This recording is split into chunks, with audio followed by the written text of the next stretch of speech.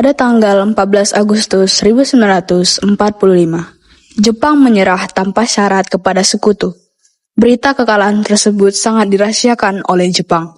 Tetapi, tokoh golongan muda, yakni Sultan Syahrir, mendengar berita tersebut melalui siaran radio BBC.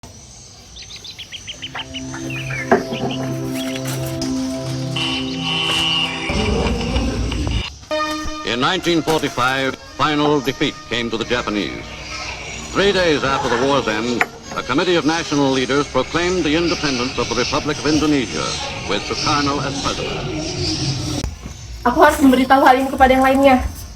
Setelah mendengar kabar tersebut, Sultan Syahrir memberitahukannya kepada golongan muda yang lain, antara lain Khairul Saleh, Sukarni, Singgi, Suhud, dan lain sebagainya. Assalamualaikum. Waalaikumsalam. Saudara-saudaraku, aku mendengar bahwa di radio BBC, Jepang telah menyerah pada sekutunya. Hiroshima dan Nagasaki telah dibom, artinya Indonesia telah hilang kekuasaan. Hah, benar Kak? Lalu sekarang apa yang harus kita lakukan untuk mengisi kekosongan pada kekuasaan saat ini? Bagaimana kalau kita mengajukan kepada Soekarno dan Muhammad Hatta agar segera memerdekakan kemerdekaan Indonesia? Saya setuju soalnya Tuan. Inilah waktu yang tepat bagi kita untuk segera memproklamasikan kemerdekaan Indonesia. Ya, itu benar. Saya juga setuju dengan pendapat kalian semua. Yaudah, kalau kalian semua sudah setuju, mari besok kita mendatangi rumah Soekarno untuk kita menyampaikan apa keinginan kita. Keesokan harinya, pada tanggal 15 Agustus 1945, para pemuda mendatangi rumah Soekarno dengan maksud memberitahukan Soekarno tentang keinginan para pemuda itu. Assalamualaikum. Waalaikumsalam. Maaf Bu, apakah Bung Karno-nya ada? Kami ingin berbicara dengannya. Iya, Kang Mas ada di dalam. Memangnya ada apa yang mencari Kang Mas? Ada hal penting yang ingin kami bicarakan dengannya. Oh, kalau begitu, ya sudah, silakan masuk. Terima kasih Bu. Silakan duduk. Bu, Fatmawati pergi meninggalkan para pemuda di ruang tamu. Lalu kemudian ia menemui Soekarno. Sebelumnya, Muhammad Hatta juga ada di rumah Soekarno. Saya dengar dari istri saya, katanya kalian datang ingin membicarakan hal yang penting. Memangnya apa itu? kami ingin membicarakan tentang keinginan kami untuk secepatnya Indonesia memproklamasikan kemerdekaannya. Maksud kalian apa? Saya tidak mengerti. Sekarang Bung, mari juga kita memproklamasi. Jika proklamasi tidak malam ini, maka akan terjadi pembunuhan dan pertumpahan darah. Ini batang leher saya. Seretlah saya ke pojok situ dan potong leher saya sekarang juga. Kalian tidak perlu menundanya lagi. Sudah, tenang-tenang. Mari duduk dan bicarakan ini baik-baik. Jadi begini, kami telah mendapatkan informasi bahwa Jepang kalah terhadap sekutu. Itu berarti telah terjadi kekosongan kekuasaan di tempat ini. Jadi Bu, ini adalah kesempatan kita untuk memproklamasikan kemerdekaan secepatnya. Ya, saya tahu kalian ingin segera Indonesia memproklamasikan kemerdekaannya. Sama, saya pun juga begitu. Tapi saya tidak bisa seenaknya menyetujui usulan Anda tanpa rapat dengan anggota PPKI. Saya akan merundingkan hal ini kepada anggota PPKI yang lain. Maka bersabarlah kalian. Jika saudara sekalian tidak setuju dan saudara merasa sanggup dan mampu untuk memproklamasikan kemerdekaan ini, mengapa saudara tidak memproklamasikan kemerdekaan itu sendiri? Saya yang menyatakan Bu, jika malam ini kita tidak melakukan proklamasi, kita semua akan dibunuh oleh rakyat Indonesia. Sultan Syahrir benar Bu, mengapa kita harus menunggu Jepang untuk memerdekakan kita?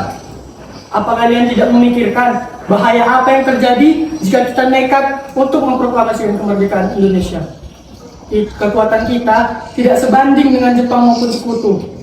Kita perlu negosiasi mutlak untuk kemerdekaan Indonesia. Nanti saja kita bicarakan hal ini lebih lanjut dengan anggota PPKI yang lain. Saya tidak bisa mengambil keputusan itu sendiri. Sudahlah, kalau itu keputusan Bung Karno.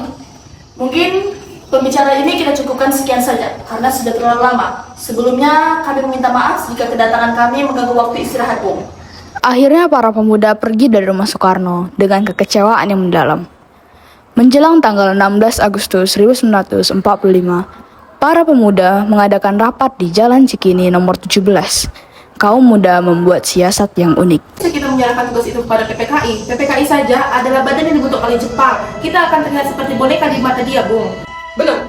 Jika proklamasi tetap kita berikan kepada PPKI, lalu apa gunanya perjuangan kita selama ini? Kemerdekaan Indonesia adalah milik kita, bukan pemberian dari Jepang.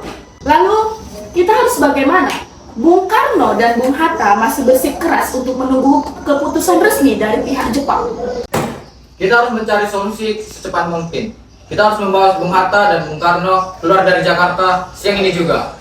Membawa mereka keluar? Apa maksudmu, Bung? Ini tindakan yang sangat beresiko. Bukannya benar, mari kita bawa mereka ke Rengas Dengklok. Di sana ada markas peta yang kuat, jauh dari intelijen Jepang di Jakarta. Rengas Dengklok, tempat itu cukup terpencil. Tapi, apa tujuannya? Kita harus menjauhkan Bung Karno dan Bung Hatta dari golongan tua, karena pikiran mereka yang kolot. Kita bisa mendesak mereka tanpa ada sautan dari luar. Maka kemerdekaan itu murni ada di tangan kita. Pada 16 Agustus 1945, golongan muda menemui Soekarno dan Hatta untuk dibawa ke Rengas Dengklok. Khairul Saleh dan kawan-kawan memengaruhi Soekarno dan mengatakan bahwa jika Soekarno tidak pergi dari rumahnya, maka ia akan ditangkap oleh Jepang karena dianggap sebagai pelopor penyerangan kaum muda di Jakarta. Assalamualaikum. Bung, Selamat datang. Terima kasih, Bung. silahkan duduk.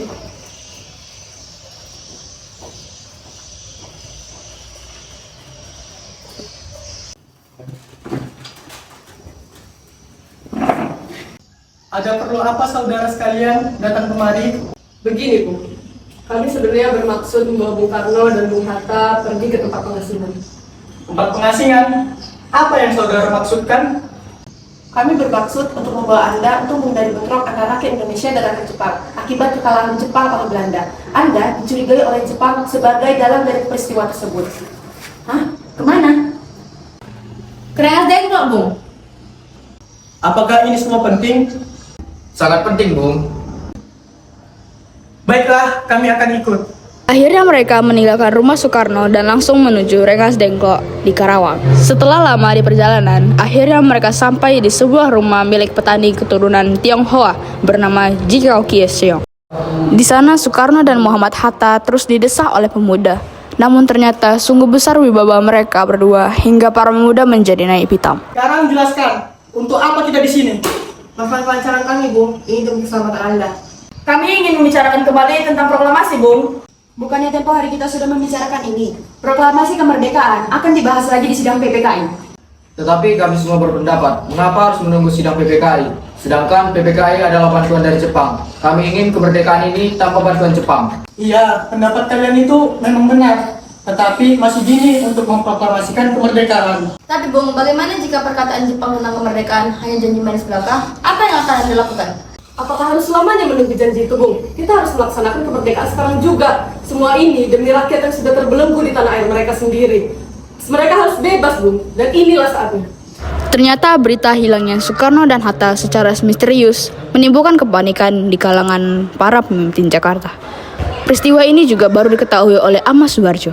Ketika Ahmad Subarjo mengetahui keberadaan Soekarno dan Hatta, ia langsung bergegas pergi untuk membawa mereka kembali ke Jakarta. Sesampainya di sana, ia bernegosiasi dengan Wikana dengan menjamin proklamasi akan dilaksanakan paling lambat 17 Agustus 1945, sehingga para pemuda melepaskan mereka kembali ke Jakarta. Apakah Soekarno dan Muhammad Hatta ada di sini, Wikana? Ya, benar. Mereka ada di dalam. Wikana, sudahlah. Sebaiknya kalian jangan menahan Soekarno dan Muhammad Hatta. Memang kenapa? Apa alasannya?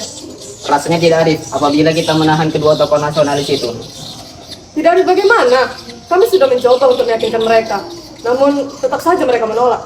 Saya yakin, kalau kita bicara baik-baik, pasti keinginan kalian akan dipenuhi. Dan saya akan membantu kalian untuk meyakinkan Soekarno dan Muhammad Hatta. Apakah yang membicarakan yang dapat dipegang? Yang kami inginkan adalah kemerdekaan Indonesia harus dilaksanakan esok. Saya akan meyakinkan kedua tokoh nasionalis itu agar menyetujui usulan kalian. Ayo semua keluar. Bung Barjo ingin berbicara dengan Bung Karno dan Bung Hatta.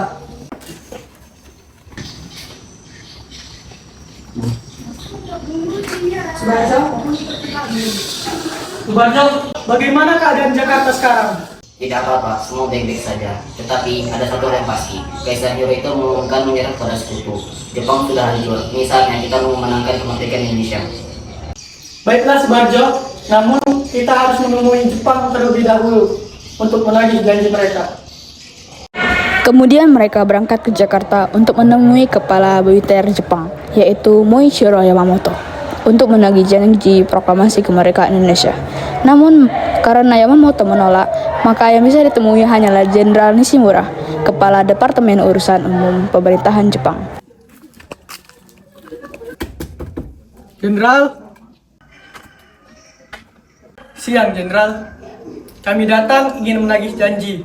Seperti yang telah kita sepakati di Dalat, Indonesia akan segera memproklamasikan kemerdekaannya. Kami ingin memastikan bahwa tidak ada halangan dari tentara Jepang. Tuan Soekarno, situasi telah berubah sejak pagi tadi. Kami telah menerima perintah dari sekutu bahwa kami tidak diperbolehkan untuk mengubah status quo. Kami harus menjaga keadaan di Indonesia ini persis seperti saat ini sampai tentara sekutu tiba. Apa maksud Jenderal? Perubahan situasi Jepang terhadap sekutu tidak seharusnya membatalkan kemerdekaan kepada kami. Itu adalah hak kami. Secara pribadi, saya mengerti keinginan kalian.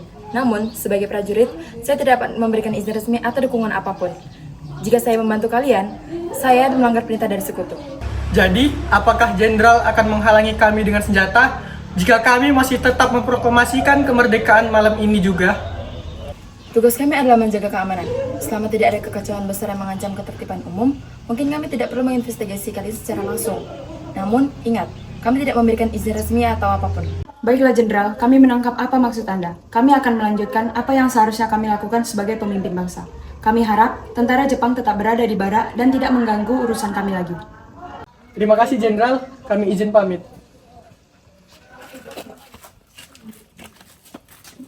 Setelah itu, mereka langsung melanjutkan perjalanan menuju Hotel Den Handel yang terletak di Jakarta.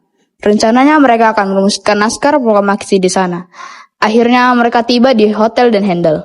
Kemudian Sayuti Melik menghampiri pelayan restoran. Maaf Tuan, apakah masih ada kamar hotel yang kosong untuk kami? Maaf Tuan, sudah tidak ada kamar yang kosong lagi. Baiklah kalau begitu, terima kasih.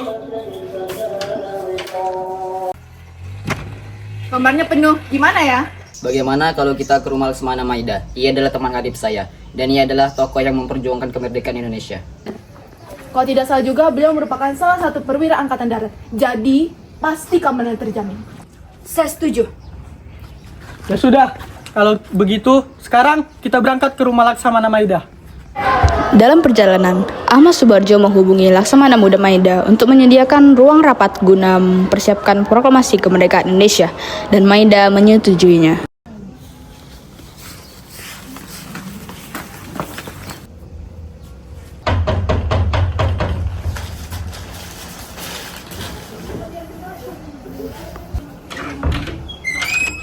Selamat siang Tuan. Ya, selamat siang. Ayo, sekarang kita buat naskahnya bersama di ruang makan. Ya, silakan masuk. Sebentar Tuan, rasanya terlalu banyak orang untuk mengerjakan sebuah naskah. Sebaiknya Bung Hatta, Ahmad Subarjo, dan saya saja yang mengerjakan naskah itu. Benar, sebaiknya mereka sajalah yang membuat naskah. Lalu, bagaimana dengan para pemuda ini? Biarkan saja mereka di situ. Ayo Soekarno, Muhammad Hatta, dan Subarjo, kita ke ruang makan untuk mengerjakan proklamasi. Baik Tuan. Mari.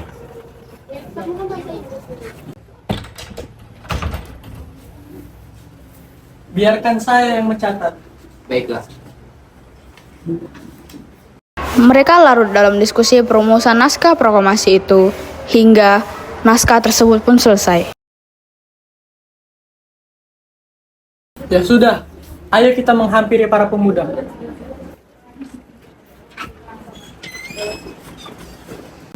Bagaimana naskahnya, Bung? Sudah selesai? Sudah, akan saya bacakan. Mungkin ada yang ingin menambahkan? Ada. Menurut saya, ada sedikit kata yang janggal. Apakah bisa dirubah? Baiklah, kami akan menulis ulang naskah ini sekali lagi. Ayo semua, masuk.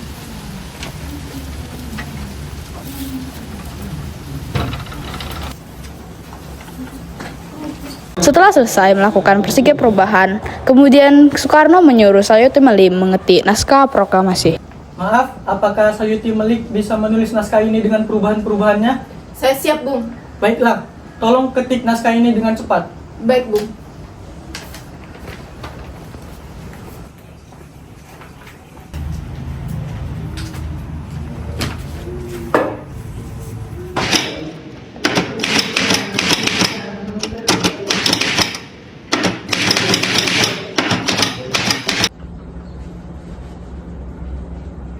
Ini Bung, naskah yang sudah selesai. Sekarang tinggal siapa yang menandatangani naskah ini? Terima kasih. Nah, sekarang bagaimana kalau kita semua yang hadir yang menandatangani naskah ini? Ya, saya setuju. Ini mengacu pada Declaration of Independence. Saya tidak setuju. Lebih baik Anda dan Bung Hatta yang menandatangani naskah tersebut atas nama bangsa Indonesia. Setuju. Setuju, itu lebih baik.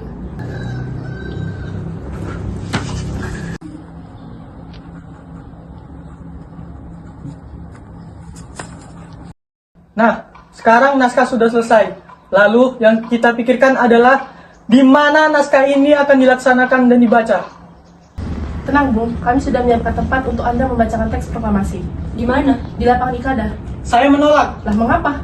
Karena kalau kita membacakan naskah proklamasi ini di lapangan Ikada, akan timbul bentrok terhadap tentara Jepang. Ya sih, benar juga. Bagaimana kalau kita membacakan naskah ini di rumah saya? Saya setuju. Mungkin dengan itu tentara Jepang tidak akan mengacaukan proklamasi kemerdekaan Indonesia. Saya setuju. Naskahnya sudah selesai. Ya, sudah selesai, Tuan. Bagaimana kalau kalian pulang dan beristirahat di rumah kalian masing-masing? Kalian sudah terlihat sangat lelah. Ya, kami sudah sangat lelah, Tuan. Sebaiknya kami pulang ke rumah masing-masing. Terima kasih atas izin yang telah Engkau berikan. Ya sudah, kami izin pulang ya, Tuan. Hati ya.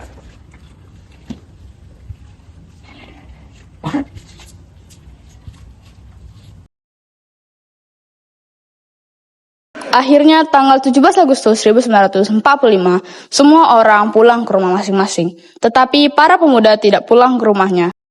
Tetapi mereka menghimpun rekan-rekannya untuk menyebarluaskan berita itu ke segenap masyarakat Jakarta.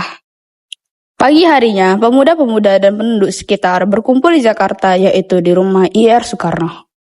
Bung, para pemuda sudah berkumpul. Mereka sudah tidak sabar lagi untuk mendengarkan Anda membacakan naskah proklamasi. Tunggulah sebentar, Bung Hatta belum datang. Saya akan menunggu Bung Hatta terlebih dahulu. Ya sudahlah, tapi jangan lama. Kami sudah tidak sabar lagi untuk menunggu. Sebentar lagi akan jam 10. Baiklah. Maaf, Bung Karno. Apakah kita akan melakukan pengibaran bendera merah putih? Harus. Itu adalah simbol bahwa kita telah merdeka. Tapi benderanya belum ada, Bung. Tenang saja, saya akan mengurusnya. Saya akan meminta kepada Fatmawati untuk menjahit bendera merah putihnya. Ikana, tolong sampaikan kepada Fatmawati untuk menemui saya sekarang. Baiklah, Bung. Ada apa Kang Mas memanggil saya? Bu, tolong jahitkan bendera merah putih sekarang. Bukannya ibu punya kain berwarna merah dan putih? Entahlah, seingat saya, kain itu telah dijadikan rok. Pokoknya Kang Mas minta ibu segera membuat bendera merah putih. Kemudian Fatmawati mencari kain itu. Setelah selesai mencari, Fatmawati menjahit dengan tangan. Tidak lama kemudian, Muhammad Hatta datang tepat pukul 9.55.